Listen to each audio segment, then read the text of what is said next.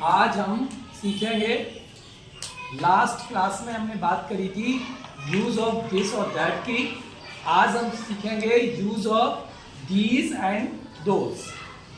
अब this singular के लिए यूज हो रहा था, दैट भी सिंगुलर के लिए यूज हो रहा था, लेकिन यहाँ पे हम बात करेंगे दीज और दोज की। सो चलिए शुरू करते हैं। Use of these and those. बहुत आसान सा है, हिंदी में इसे ये करके बोलते हैं। दिस का मतलब यह होता था, दिस का मतलब ये होता। दिस यह इसलिए कहते थे क्योंकि वहां सिंगुलर होता था। यहाँ पे क्या है, चीजें बढ़ गई हैं, चीजें एक से ज्यादा हैं, चीजें एक से ज्यादा है। ऐसे ही ये दूर के लिए यूज होता है और चीजें एक से ज्यादा है, तो इसकी हिंदी में मैं इसलिए लिख दी ताकि आप अपने आप को कनेक्ट कर लें। ठीक, चलिए यूज ऑफ दीज के लिए जैसे मैंने यहाँ पे दीज लिख दिया है, दीज।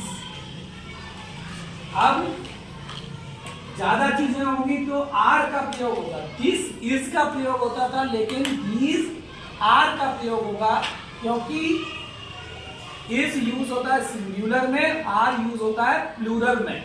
ये क्या है, दीज प्लूरल, तो यहाँ बहुत सारी चीजों के लिए यूज होता है। दीज आर बुक्स, जैसे ये हमारे पास बुक्स रखी हैं 1 2 3 है, तो हम क्या बोलेंगे, दीज आर बुक्स। ये एक से ज्यादा है। अगर हम एक बुक के लिए बोले तो दिस इज अ बुक बोलते हैं, लेकिन अगर हम ये तीनों को उठा लें तो हम क्या बोलेंगे, ये किताबें हैं, यही तो बोलेंगे हिंदी में। और उसे अंग्रेजी में हम बोलते हैं these are books, these are books. इसी तरीके से और भी यहाँ पे चीजें चेंज होती रहेंगी, दीज आर करके बोलेंगे आप, यहाँ पे चीजें चेंज होती रहेंगी। अगर आपके पास बहुत सारी कॉपीज हैं तो आप बोलेंगे दीज आर कॉपीज। अगर आपके पास बहुत सारी पेंसिल्स हैं तो आप बोलेंगे दीज आर पेंसिल्स। अगर बहुत सारे दरवाजे कच्चे रखे हुए हैं, हाँ, कारपेंटर के पास, तो वहां पे आप बोलेंगे दीज आर डोर्स। ठीक, अगर बहुत सारी शर्ट्स रखी हुई हैं तो आप बोलेंगे दीज आर शर्ट्स। ठीक, इस तरीके से कहने का मतलब है दीज आर करके बोलते हैं और वो चीज का नाम जो बहुत सारी चीजें हैं। ठीक, अगर ये एक मार्कर है तो दिस इज अ मार्कर बोलेंगे। अगर यहीं पे हम एक मार्कर और ले लेते हैं, इस तरीके से अगर हमारे पास 2-3 मार्कर हो जाते हैं और फिर हम क्या बोलते हैं, दीज आर मार्कर्स। क्या बोलते हैं, दीज आर मार्कर्स। तो मार्कर भी इस तरीके से आप बोल देंगे। ठीक, अब बात आती है